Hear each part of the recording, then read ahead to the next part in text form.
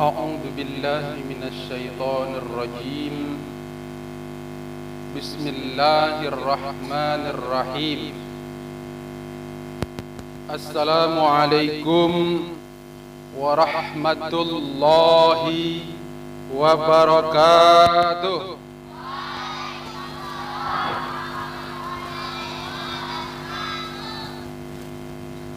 إن الحمد لله نحمده ونستعينه ونستغفره ونعوذ بالله من شرور أنفسنا ومن سيئات أعمالنا. من يهد الله فلا مضل له ومن يضلل فلا هادي له. أشهد أن لا إله إلا الله وأشهد أن محمدا عبده ورسوله ولا نبي بعده.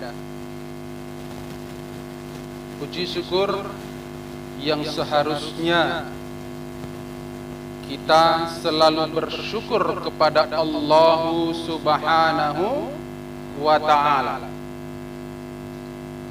Malam hari ini, malam yang ketiga, yang alhamdulillah, yang sepatutnya juga wajib untuk kita syukuri.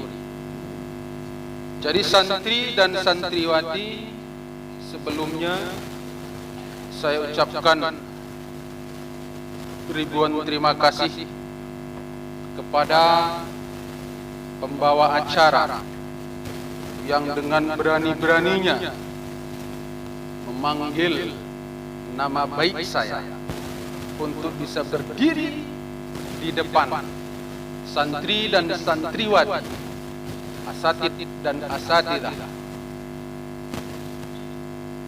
Santri dan santriwati yang kami sayangi, karena kalau yang saya cintai terkhusus adalah kepada istri saya tercinta. Ketika kalian mengucapkan Syekh, ustazah itu pura-pura tidak tahu. Padahal di dalam hatinya selalu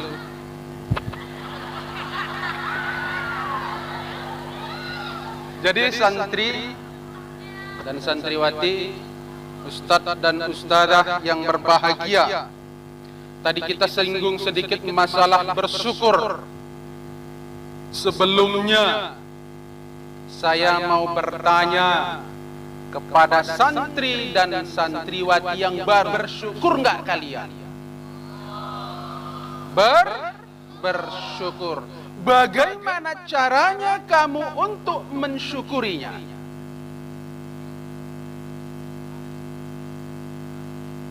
Bagaimana? Sholat tepat waktu. Apalagi? Jangan liar dan lain sebagainya. Itu menurut kamu. Jadi santri dan santriwati, dalam keadaan yang bagaimanapun, kamu itu wajib untuk bersyukur kepada Allah. Dalam keadaan bagaimanapun, kamu juga wajib untuk bersyukur kepada Allah. Jangan disalahartikan. Kalau di kampung-kampung kita itu sering diucapkan syukur. Ada temannya jatuh naik sepeda, syukur.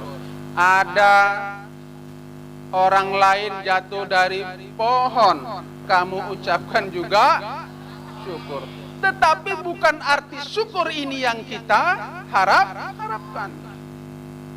Ya. Juga untuk kita semua, untuk kalian semua harus mensyukuri bahwasanya kamu dan kamu semuanya adalah orang-orang yang mendapatkan hidayah. Orang-orang yang mendapatkan petunjuk. Kenapa saya katakan kamu adalah orang yang mendapatkan petunjuk? Alhamdulillah malam hari ini kita juga bisa berkumpul di tempat yang sangat-sangat sederhana ini dalam mengikuti khutbatul ars, pekan perkenalan dan orientasi Pondok Pesantren Darul. Kemudian yang kedua, marilah selalu dan selalu terus-menerus kita berselawat kepada Nabi besar Muhammad sallallahu alaihi wasallam. Sebelum kita melanjutkan, ada sebuah cerita. Saya rasa semuanya ngerti, semuanya pasti pernah memegang, semuanya pasti pernah melihat yang namanya besi. Sudah tahu semuanya? Semuanya sudah pernah melihat besi.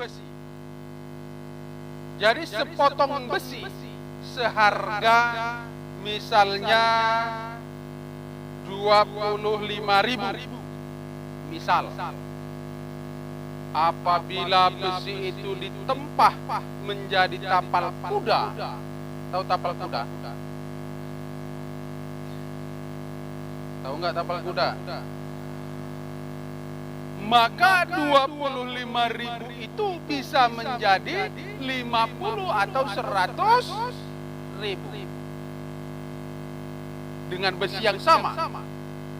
Apabila besi yang sama juga dijadikan lonceng, berubah harganya, bisa menjadi berapa misalnya 200.000 dengan besi yang sama juga. Apabila ditempah, digembleng menjadi samurai. Tahu samurai? Ada di rumahnya masing-masing samurai. Berubah harganya menjadi 1 juta. Dengan besi yang sama juga. Apabila dijadikan, pernah melihat jam tangan merek Rolex?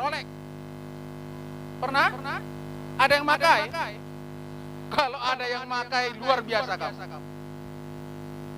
Luar? Karena harga jam arloji Rolex itu harganya ratusan juta. Sama bahannya itu dari besi. Begitu juga kamu. Begitu juga kamu. Bisa saja kamu nanti ini menjadi tapal kuda. Bisa kamu menjadi lonceng. Bisa kamu menjadi samurai. Bisa kamu menjadi atau bisa saja kamu menjadi ya seperti itu lagi. Karena tidak digembleng. Begitulah manusia.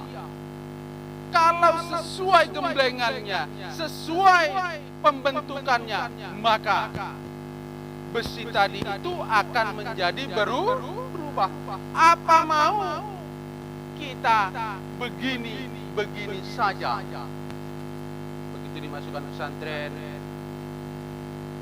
lamun diajar begini ataupun disuruh diperintahkan belajar, melamun sampai tamat misalnya berubah, saya rasa harganya ya sama saja. Ya mudah-mudahan Presiden Republik Indonesia 30 tahun mendatang dari santri pesantren Darul, ya harus ya sesuai dengan tempahannya kamu. Jadi santri dan santriwati ataupun anak-anak Anak-anak saya nggak perlu mengeluh. Tak perlu Ada yang sampai saat ini mengeluh? Ada? Apapun mamaku masukkan pesantren, kayak gini ya pesantren. Bangunnya pagi-pagi 4:30, gak bangun disiram. Habis itu dipaksa ke masjid. Habis ke sholat subuh, suruh baca Quran, suruh jerit-jerit. Apa pun disuruh orang ini. Mengeluh. Setiap hari mengeluh. Gak perlu mengeluh. Ya. Ataupun berkeluh kesah. Ngapain begini? Ngapain begini? Ingat, tidak perlu nggak perlu mengeluh. Kamu tanya abang dan kakak kamu itu yang di sini, mengeluh nggak mereka? Mengeluh juga Ustaz. Satu. Ya, mengeluh juga. Coba sekarang masih mengeluh atau tidak? Jadi nilai yang mendasari yang pertama yang harus kita tanamkan, harus tertanam di dalam jiwa kita. Jiwa keikhlasan. Ikhlas bisa diartikan bersih hati. Selain bersih hati, ada pendapat yang lain selain bersih hati, tulus hati. Selain tulus hati, tanpa pamrih, atau bahasa yang sering kita dengar, sepiing pamrih. Itu bahasa apa kira-kira? Bahasa Jawa saya rasa. Sepiing pamrih. Jadi berbuat sesuatu tanpa ada dorongan karena sesuatu, ataupun berbuat sesuatu bukan karena didorong oleh keinginan untuk mendapatkan sesuatu. Semuanya lillahi fil ibadah atau lillahi lil ibadah. Kesemuanya hanya untuk Allah dan kesemuanya semata-mata untuk beribadah kepada Allah. Jadi santri dan santriwan, kesemuanya yang akan kamu saksikan, kesemuanya yang akan kamu lihat itu akan mencerminkan kesederhanaan.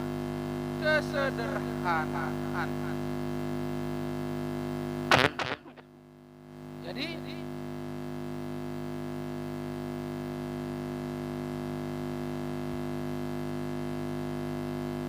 saya dulu ya.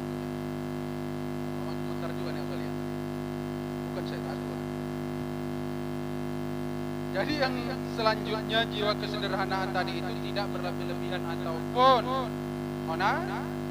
jadi nilai-nilai kekuatan, kesanggupan, dan begitu juga ketabahan dan penguasaan diri dalam menghadapi perjuangan hidup. Siapa sih yang yang mau hidup menderita? Ada yang mau hidup susah? Ada? Jadi kesemuanya diajarkan bagaimana kamu sederhana. Ada di sini yang pakai emas, ada pakaiannya yang memakai yang mahal. Apa saja mahal pakaian itu?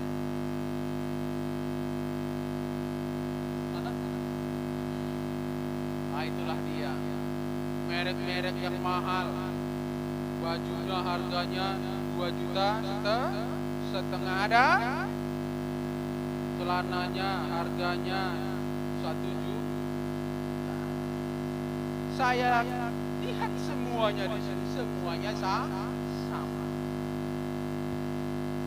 Jadi kesemuanya itu dididik, dilatih untuk sederhana. Kalau dilatih untuk menjadi orang yang senang, orang kaya misalnya, siapa sih yang gak siap? Siapa? Ya, semuanya pasti siap. Semuanya pasti kamarnya nanti sendiri-sendiri. Tiap kamar ada kamar mandi, ada televisi, kemudian ada internet, boleh bawa HP, semuanya parkir di sini. Kendaraan. Jadi kesemuanya memang dididik agar kita menjadi sederhana. Kalau diajar dididik untuk menjadi senang, menjadi kaya raya, siapa sih ya? Jadi jiwa yang selanjutnya adalah jiwa berdikari. Apa jiwa berdikari?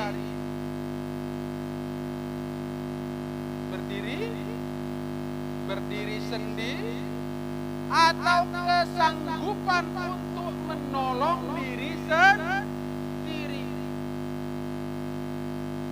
Ini baru masuk terakhir saja, sudah ikut nyucinya, sudah nggak mandi.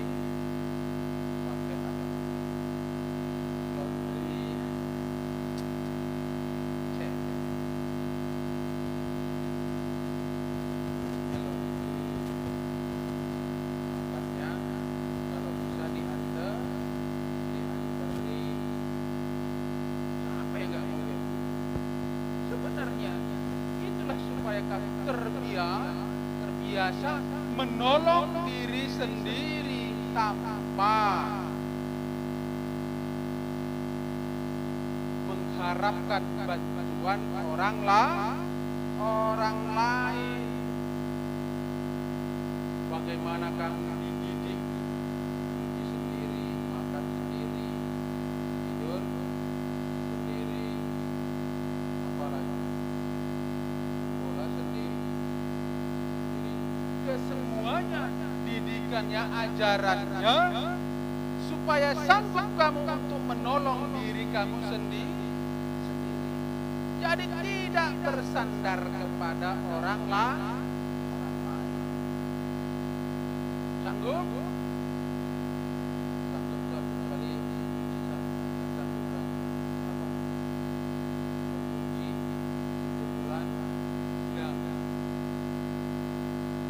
Coba santri yang baru, yang pakainya coba sudah baju hilang, angkat tangan. 1, 2, 3, ya, ternyata hilang.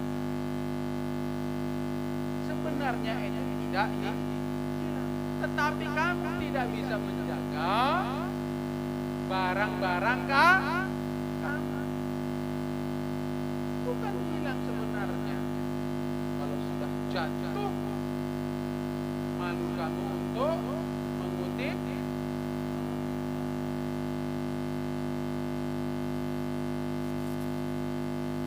Jiwa berdikari. Jadi didikannya itu agar kamu bisa menolong diri kamu sendiri.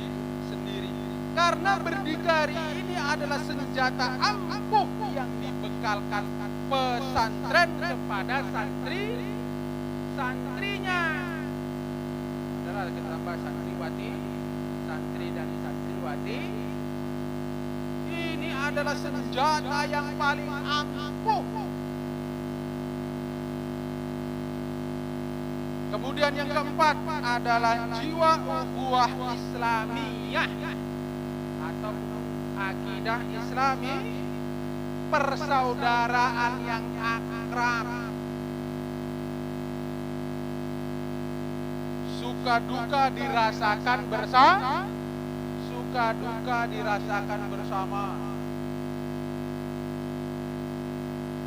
Persaudaraan yang akrab. Sebelumnya kamu sama kamu kenal?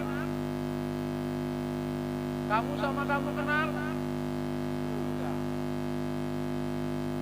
Tapi ketika kamu mondok di pesantren ini, kamu menjadi dekat dan menjadi bukan hanya di kampung-kampung kamu saja. Suka duka dirasakan bersama.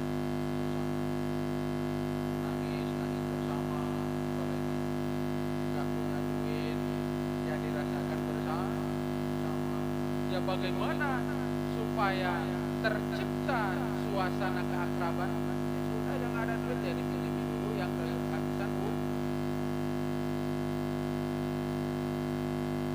ya kalau nggak ada ya bareng-bareng rasakan tak. Kemudian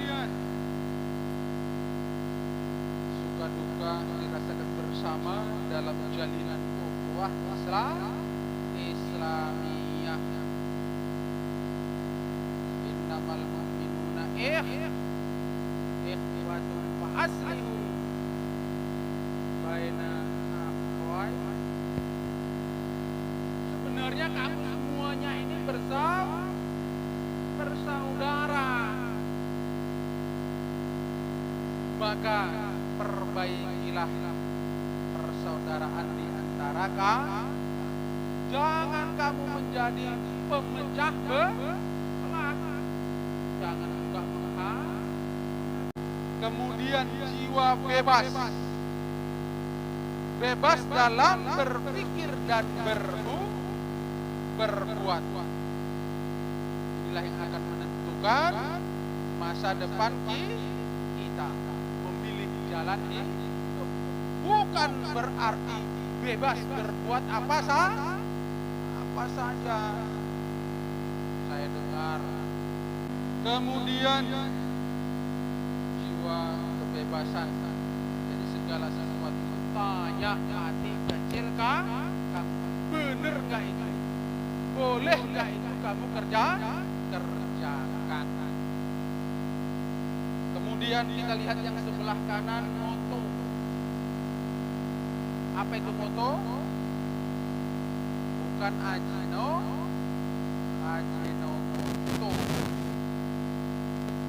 Tadi mungkin sudah disampaikan lagi. Moto itu prinsip. Selain prinsip,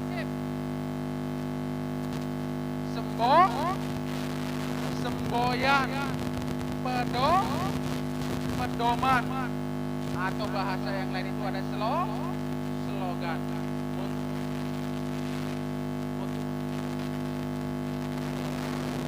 Prinsip. Jadi pesantren Darul Mukhlisin menekankan pada pembentukan pribadi mukmin, muslim dan mu'min. Sudah jelas kita semua orang-orang yang orang-orang yang jadi penekanannya pembentukannya itu kepada pribadi mukmin, muslim dan muhsin. Bisa saja kita tambahkan jadi prinsip yang pertama berbudi tinggi.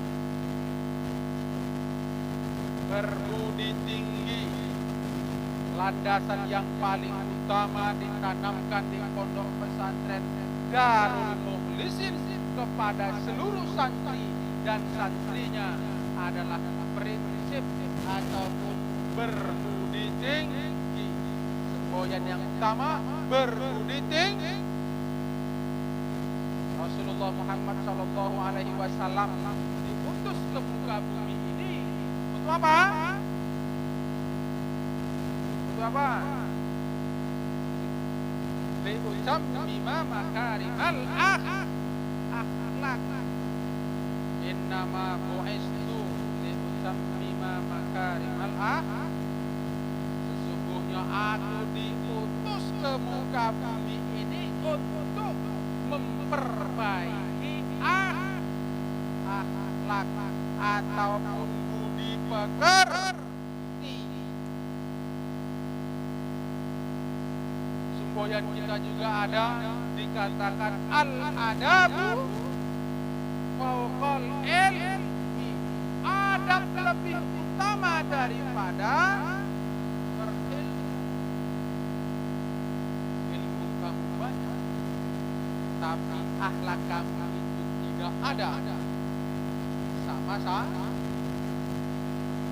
Atau kebalikannya, akhlak kamu tinggi, tetapi kamu tidak berilmu. Agak naik sedikit ya. Tapi lebih utama lagi, akhlak kamu bagus, ilmu kamu juga bagus.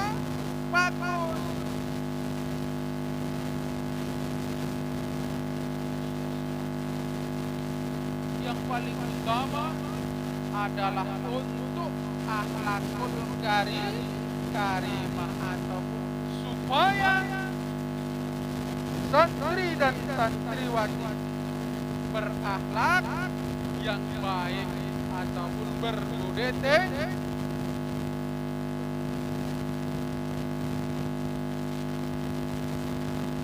Kemudian yang kedua, berbadan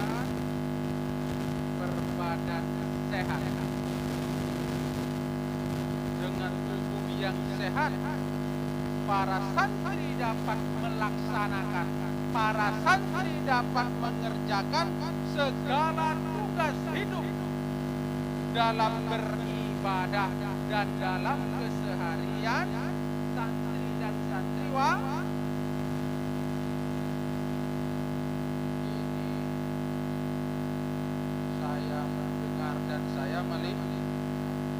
Bagaimana supaya badan kita itu sehat? Ya berolahraga. Kalau kita lihat ada di samping kantor tadi yang bermain bola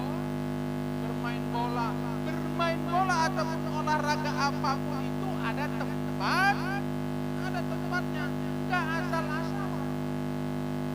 Main bola di kamar, mungkin tempo itu belum dibaca. Dibacakan tempo 10 komando, baru disitulah kepala kamu nanti akan menjadi pusing. Ternyata aturan-aturan pesantren dan berubah. Main bola di kamar ternyata tidak boleh. Tadi yang berenang di kamar mandi juga tidak boleh. Mandi itu harus pakai basah. Ada mandi nggak pakai basahan? Yang sosok hebat. Ada sosok hebat. Yang perempuan saya rasa semuanya menggunakan. Jadi seperti itu. Semuanya itu nanti ada berbadan sehat, salah satunya itu dengan berolahraga. Apa misalnya? Bola kaki, bola voli, futsal, tenis meja, raket, badminton, silat. Kalau putri ada main basket. Kita main basket bola keranjang. Ada main kasti. Itu main kasti adanya tahun 80-an kalau tidak salah. Tetapi yang melestarikan hanya di pondok pesantren Darul. Nggak akan kamu lihat orang-orang di luar itu main kasti. Tapi sekarang kalau yang di luar itu olahraganya itu main apa, yang main puter-puter itu? Di HP itu apa? Chip. Ya. Main apa? Entah apa lah itu dah. Olahraganya itulah. Olahraga apa namanya ini? Jari. Mungkin seperti itu ya.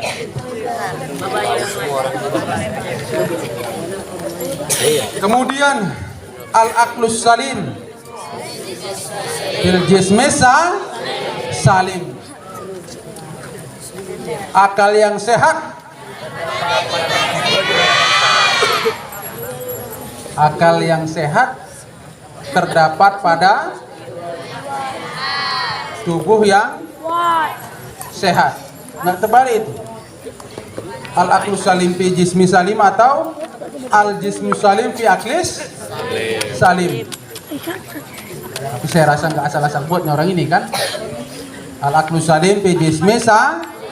Jadi akal yang sehat hanya mau bertempat pada tubuh yang sehat. Kalau kamu sakit, bagaimana kamu mau beribadah? Bagaimana kamu mau mengerjakan pekerjaan-pekerjaan sehari-hari kamu sebagai santri dan santriwati? Tapi kalau sakit pun ya jangan mengada-ngada. Ini batuk-batuk sikit sudah dibilang sakit apa namanya? Paru-paru.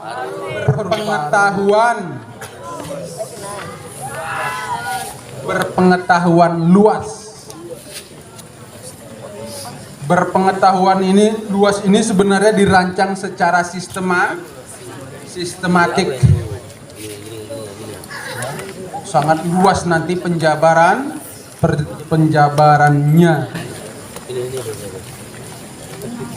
Kalau pengetahuan luas itu sudah diajarkan sebenarnya ketika Rasulullah Shallallahu Alaihi Wasallam mendapatkan wahyu. Apa yang pertama?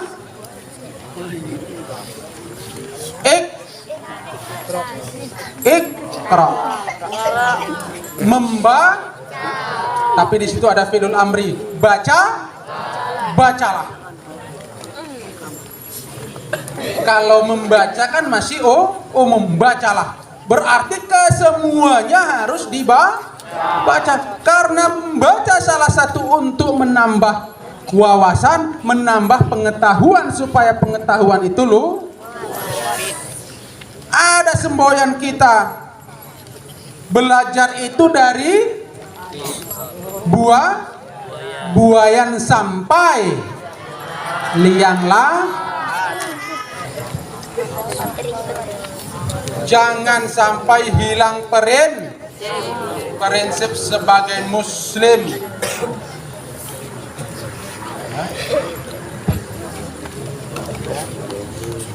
Dan yang terakhir, beramal ikhlas. Perbuatan santri, perbuatan santriwati atau perbuatan kita kesemuanya itu lillah. Kemudian hati kita billah, dan aktivitas kita fillah. Itulah prinsipnya. Perbuatannya lillah, kemudian hatinya billah, dan aktivitas pekerjaan kita itu fillah. Jadi santri dan santriwati yang berbahagia, ini yang dapat kami sampaikan karena jam pun sudah menunjukkan jam 20.2 pas. Ini saja, lebih dan kurangnya mohon maaf. Billahi taufik wal hidayah. Assalamualaikum warahmatullahi wabarakatuh.